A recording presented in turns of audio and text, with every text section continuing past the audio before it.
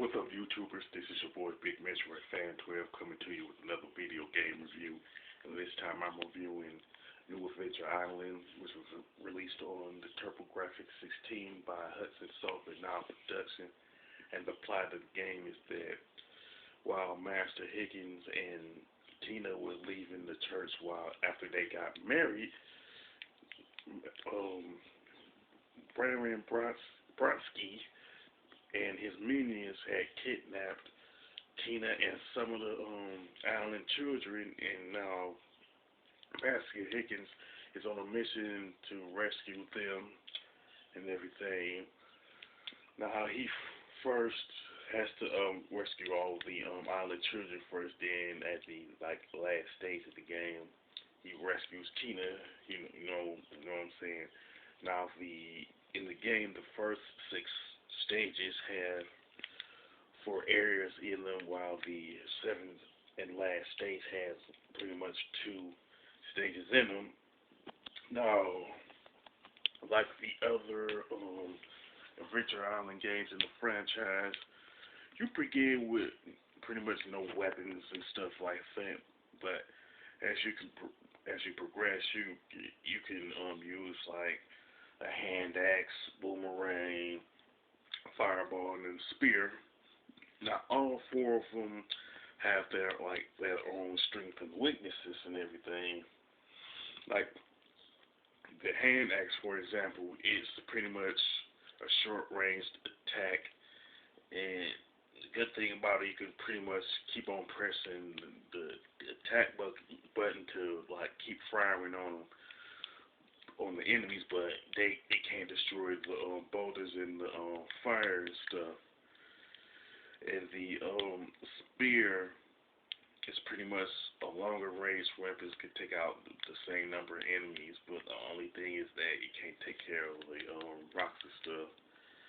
The fireball can destroy all of the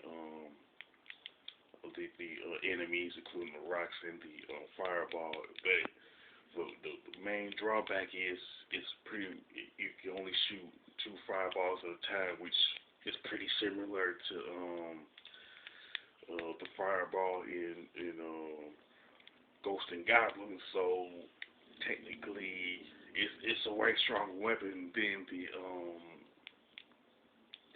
fireball in Ghost and Goblins. But I prefer the spear myself because it's more long range, and you can throw as many spears as you can. Now, one thing about it pretty much has all the items and weapons that you typically find in an Adventure Island game. Now, as far as the items are concerned, you'll find fruit, skateboards, a pixie, a TurboGrafx 16 controller is in the game. So I wonder who idea was that. I mean, none of the other Adventure Island games has a controller in the games.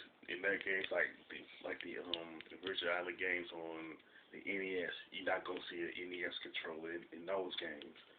Now then, there's the Mallow Milk, the eggplant, which is the item that you want to avoid. And pretty much one-up seeing a watermelon, which technically is a fruit, but it's the rarest fruit in the game that you can find. Of course, you fight different enemies, which there are practically animals here, like bats, frogs, spiders, snails, stuff like that. You know what I'm saying? And each stage, the final section of each stage has pretty much a boss battle, and all of them, require strategy and all that. I was probably the spear is probably your best bet in fighting the bosses, unless they're unless the spear don't affect them, but I seriously thought that's the case. You know what I'm saying? But far the graphics and gameplay is pretty. To get tongue-tied sometimes. Always want to mention the gameplay first sometimes. But anyway, the graphics and level design of New Adventure Island, that is pretty good. You know what I'm saying? And it also has an excellent color palette and making it probably the most colorful Adventure Island game in the franchise. Now, I've noticed that the level design of this game is pretty similar to the first Adventure Island game for the NES. Now, the gameplay is pretty much simple and straightforward. You use weapon. You can have only like one weapon at a time. You know what I'm saying? You can use a skateboard and stuff like that. And much like the level design, the gameplay is really similar to the Adventure Island game on the NES, and it's kind of stiff. Now the soundtrack for New Adventure Island is pretty decent and is pretty consistent with the Adventure Island games, pretty much the franchise as a whole. You know what I'm saying? And I do wish that that New Adventure Island was on Genesis and Super Nintendo too, you know what I'm saying? Because this game is pretty good.